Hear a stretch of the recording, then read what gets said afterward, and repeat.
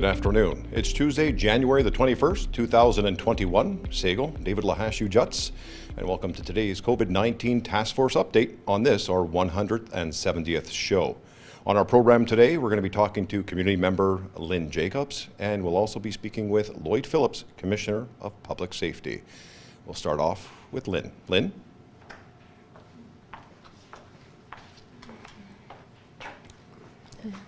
Segal Sewaguego. I'm here to talk about everyone's favorite subject, COVID, but it's going to be from a cultural and spiritual perspective.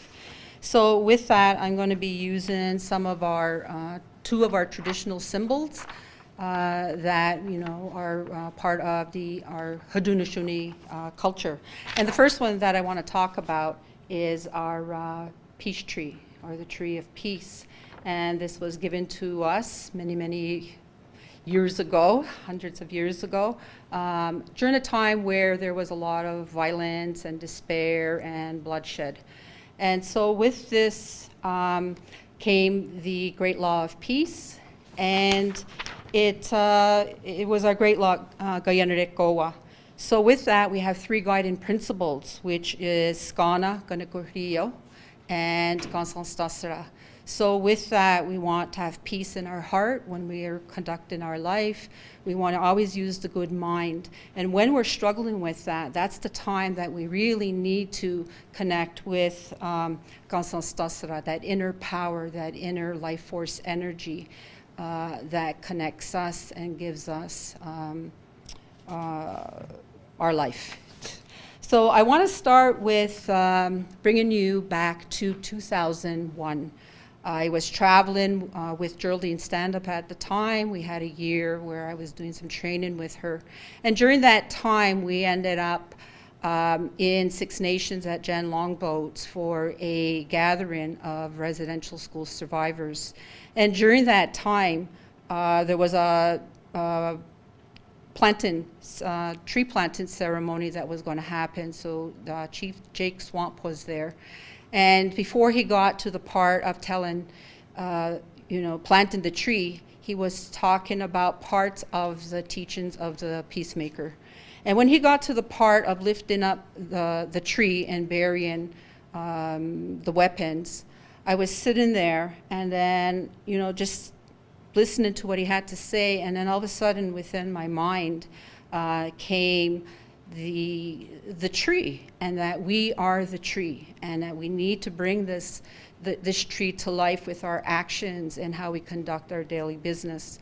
So from there, I went to the roots. And when I looked at the roots, the white roots that go into the four directions, and people are welcome to come and take shelter under that tree when they want to follow the great law of peace and live in that love and peaceful way. So when I looked at the four roots from the four directions, I says, what is it? If we're this tree, what is it that we have that's four?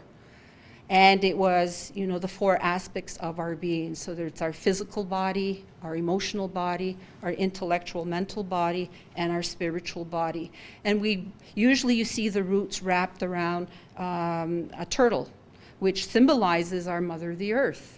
And so with those roots, which is us, it's using our body, our heart, our mind, and our spirit in a good, loving, kind way. And we wrap those roots around our mother, the earth, and we run it deep in there where it wraps around the bones and the stones and the bones of our ancestors. She's constantly nurturing us and nourishing us, and everything we need in life grows upon her body. And so this is, who we are. It's kinship with creation, and always giving gratitude and being satisfied with only taking what we need. So from the roots, next it was the needles. And they cluster in five, and some say it's the 5 nations that represents that. And so my mind went there and said, okay, what is it that we have that's 5? And how we perceive this world, and it's using our 5 senses. Our eyes, our nose, our, the sense of taste and hearing and touch, and that we need to use those senses and how we perceive the world in a loving, kind, and peaceful way, using words to uplift each other and, just showing that we care. And if someone is down and whatever, we're using our hands to uplift them. We're using our hands to create, to have a better life, not just for ourselves and our community, but for the future generations to come. So then from the needles, I went to the eagle. And the eagle warns us in our culture, in our confederacy, when there's danger. So if we're this tree, what is it that we have that warns us when there's danger? It's our intuition. It's our gut feeling. And Spirit is always talking to us, but we don't quiet ourselves in our busy lives, trying to make a living, raising a family, manage a home. I mean, the list goes on, and everything that we need to do. But in our culture, there was always time for self-reflection, whether we went on vision quests, fasting, whether we went into a moon lodge, our moon ceremonies. That's a time where we humble ourselves and we come and connect with our Mother, the Earth. And so now we're busy, and we have to pay attention to those dreams. So now with COVID, it's almost like we were forced into a vision quest. We're almost like, creation and creator is putting us in our homes, and it's quieting ourselves and taking away the distractions of life so that we have that opportunity to really look at ourselves, get to know ourselves, get to know the people we live with, get to know Mother Earth and all of creation, because there's really not that much to do but connect with everything that makes us Okwenhue, everything that we are supposed to follow in Gayanarekoa. So this is how I see it, while the time that we're in. I mean, we could see it as, it's stressful and there's a lot of things going on, but really it's teaching us about who we are and, putting those things where they need to be. The next part of the tree was that journey that we have from the roots, just going up the tree, so journeying upward. So when we're looking at that, that is our stages of life. So from birth to that time where, it's almost time for us to leave, we're looking at stages of development, and we always had celebration or rites of passage during that time in different stages of our life. And when we're journeying upward, we're going towards, sometimes there's a sun on top, and we're walking and going towards enlightenment in our life. And at one point in that journey, that stages of development, and we're reaching old age, at one point, I remember hearing this, and it was so profound when I heard it. It's like we turn around. We turn around and we look back on this journey that we've lived. And what is it that we want looking back at us? Did we live a life worth living? Did we use all of these teachings that the Peacemaker gave us in order to live a good life for self and community? And then we look at the branches, and the tree goes up like this. So at the bottom, the branches are out. And then as we journey up life, the branches go narrow. So when we're young, it's all about the physical body. It's all about movement, and we're invincible, and we can multitask and do all these things, and we have strength. But as we age, what happens is the body slows down, and what kicks in now is our wisdom self. And that's why our elders are the wisdom keepers. So it's our spiritual self and dealing with some of that emotional self. So that's that journey outward. And then there's also, when we're looking at the tree, is the balance of the two energies, the twin energies that came to us from our creation story. And however you want to call it, it's that creative energy, or it could be the challenging energy. It could be the light energy, the dark energy, feminine energy, masculine, however you want to divide that energy. But really, it's about walking that good red road in balance. So when we're looking at that, there's a lot of things in our life where there's joy and there's beauty and there's goodness, but then there's also times in our life where there's chaos and panic and upset and sadness and anger. And in this time with 10 months of, what we're going through with COVID and measures and directions, and everything changes depending on this virus that we have really, it has a life of its own, and it's almost sometimes we feel like we're fighting air, but we're doing it. We're doing it as a Kahnawake people, sticking to that. So I just want to say with those, that energy there, that twin energy, I want to say that there's chaos and then could be panic, but at the same time, there's wisdom. And wisdom and chaos and panic coexist. So we're always looking at that time where we're struggling and there's challenges. What's the wisdom that's happening right now? If it coexists, what's the wisdom? And that's the question for each and every one of us, our individual selves, because this is our journey. This is our spiritual pilgrimage. It's not about someone else, it's about us. And I just want to read a little quote here that says, "When the affliction of negative emotions is blazing like fire, then wisdom is also blazing like fire." So we all have this question right now as, anything that happens is what's the wisdom that's happening here? And so if we're focusing on some of that emotions and feelings that are challenging and hurtful, if we focus on anger, we're going to get angry because we're frustrated and we're overwhelmed. But what are we going to do with that anger? Are we going to hurt someone with our words? Are we going to make fists and want to physically hurt somebody? Or are we going to look at that as a teacher to us because our anger is teaching us about us, something inside of us that needs to come out and see the day of light? And so we need to look at that, and what is it that we have in our wellness toolbox or our wellness bundle that's going to help us to move this energy outward so that we're not directing it towards someone else? Is it we need to go out and have a run, do a hike, snowshoe, go and see an elder, seek professional help, do yoga, meditation, whatever it is. Creating, a lot of people are doing crafts to keep their mind focused and in the moment, because we want to be too much in the past, too much in the future, but what's here now, and there's a lot to be grateful for right now. So when we're looking at that, we're looking at what's in our toolbox, is it our medicines? Is it that you carry a tobacco tie because you never know when you're going to feel that feeling? And I always have one in my purse. And, every now and then it's like, ooh, I need something. And then I just, pray and I say,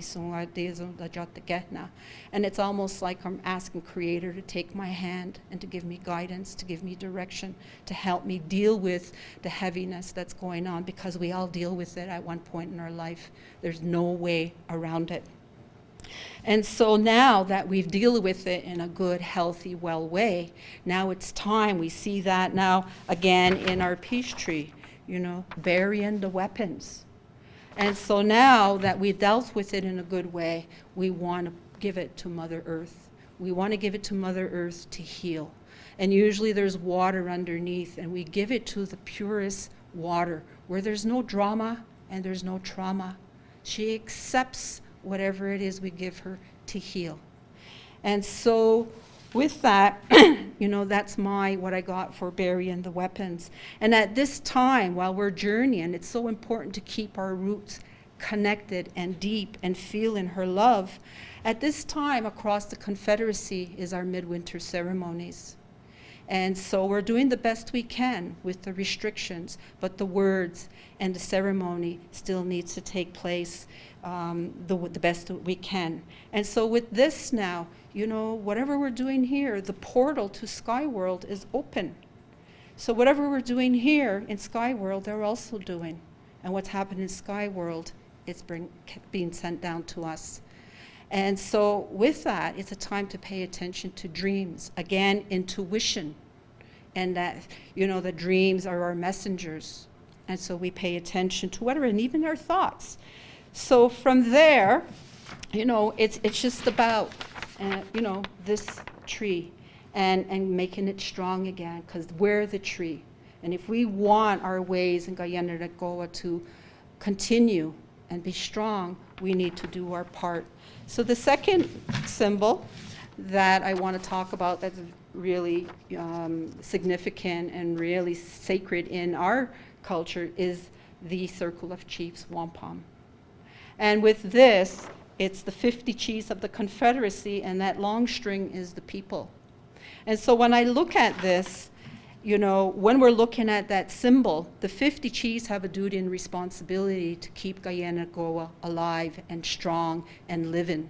And if they notice that the tree is being uprooted, then they have a responsibility to join hands or link arms and do what they can to strengthen that tree, to strengthen our ways so that peace overpowers the darkness and the war and the hatred. And so if we look at that now in this time, and we're the tree sometimes goes in the middle or is in the middle of this. And so if we're the tree, who is it that at this time where we're, you know, dealing with COVID, who's in the middle? Who's that vulnerable population? Our elders, our children, the faces yet to come. Maybe it's family members. And so at this time, we all have a duty and responsibility to link arms, to make sure that we get through this so that we have no one that dies from this. And we've been lucky. You know, COVID hit my family. I had some, you know, firsthand experiences with that, and I'm really happy that they recovered and that they're doing well. I don't know what I would do if something more serious happened, because my family is my medicine, and so it is for everyone else. So it's that linking the arms. It's standing together in peace. And maybe if we're going to link arms, it's someone that you don't care for, and that you're linking arms with them, someone who rubs you the wrong way because they're a teacher for you. Everything around us is there either to bring us joy and uplift us with wisdom, or something that rubs us the wrong way is a teacher. Because, like I said, chaos and upset and whatever coexists with wisdom. It's together, and then it becomes neutral. So even in that circle, maybe we need to be in there sometimes, and we need a circle of arms to come around us, to uplift us, to root us back, to dust us off and lift our minds. We all need that sometime. And so with that, you know, I just want to say that, you know, we're going to get through this. It's almost like, you know, I heard the light at the end of the tunnel, but really, we're the light. Allow our luminous, beautiful energy to shine out so that we lift each other during this time. KahnawakeTV.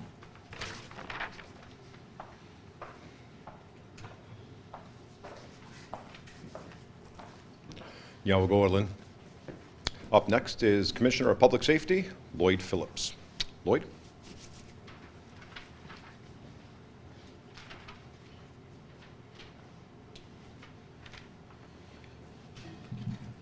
Thank you very much, Lynn. That's certainly some, speaking about wisdom, some wise words, and a good reminder, you know, that we, who we are, you know, and what we need to do to look inwards at times to really find our inner strength to get us through these very tough times. And I thank you for your words, and I thank you for those reminders, you know, for myself and also, you know, for the entire community.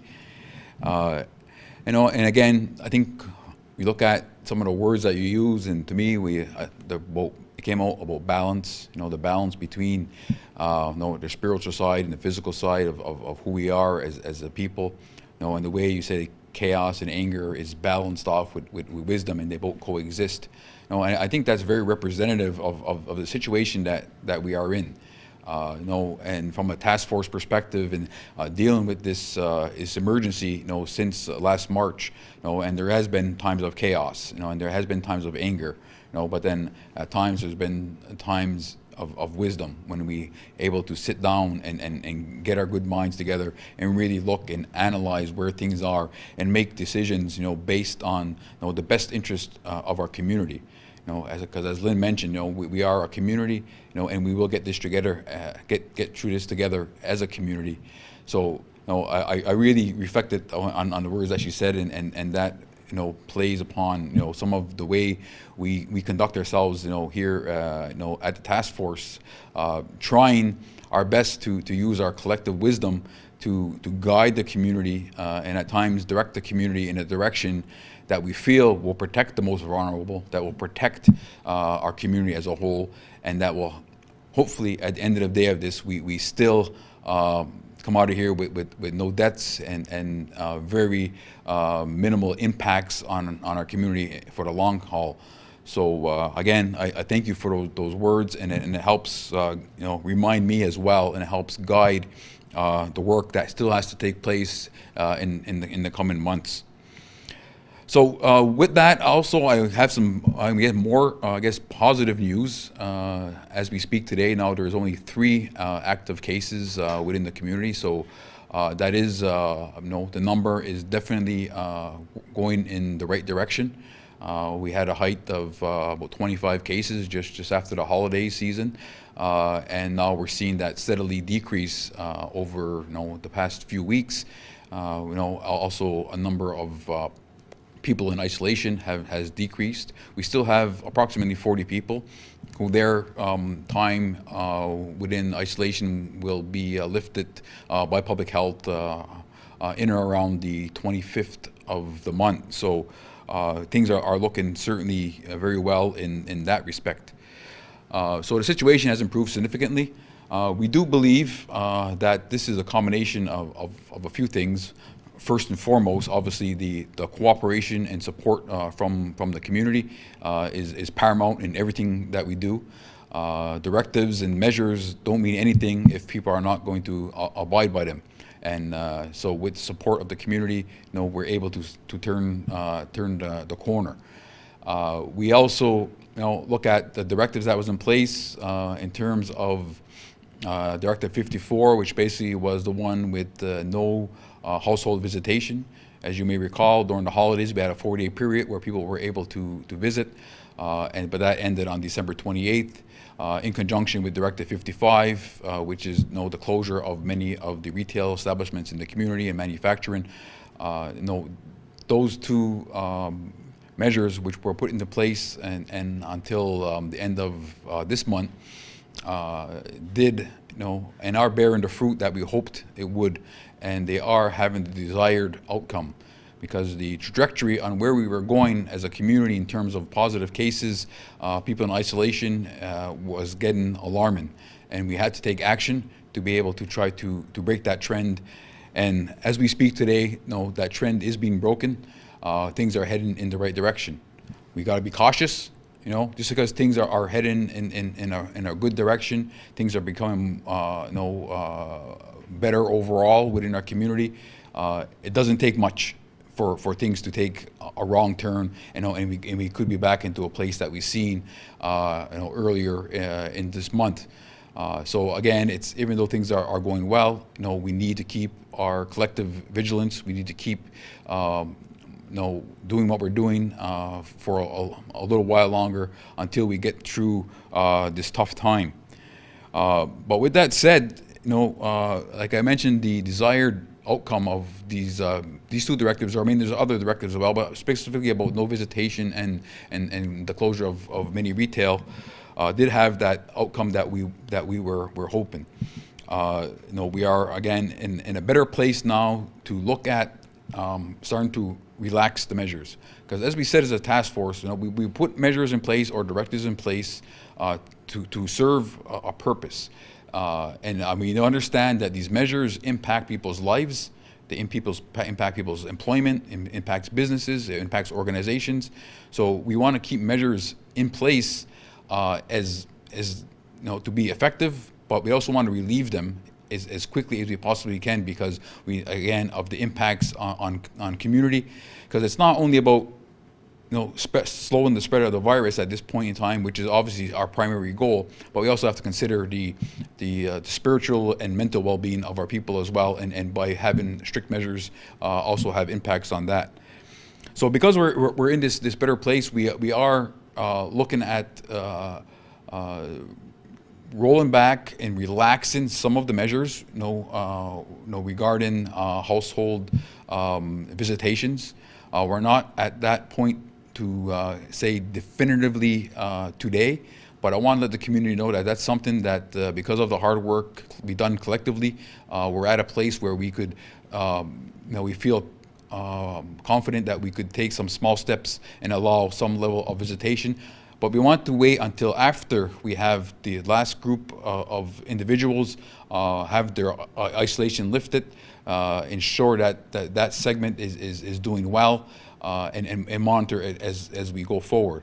So next week, we will have more information on that, on how that's rolling out. But I just wanted to share that with the community as well, that there are some positive developments, and again, our collective hard work is certainly paying off.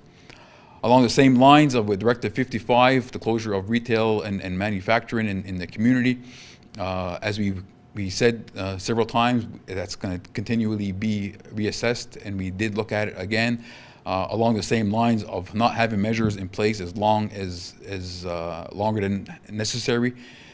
So at this point, we do not have any intention on extending Directive 55. Is set to expire January 31st.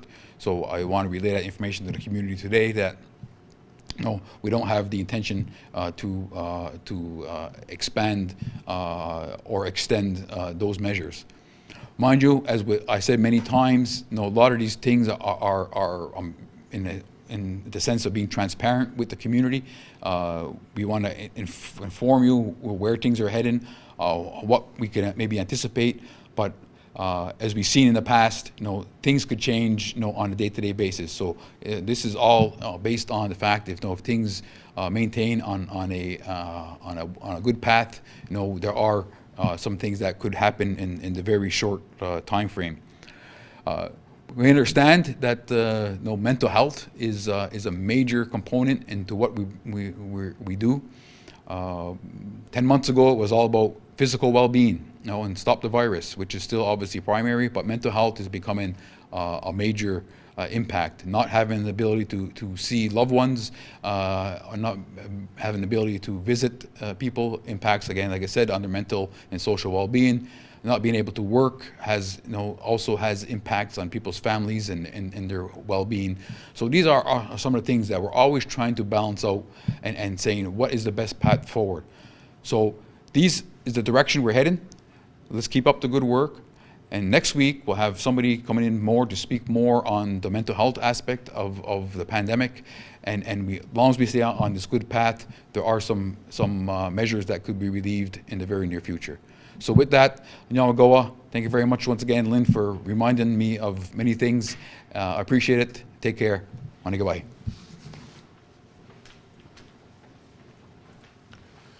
Lloyd and Lynn for your very moving words.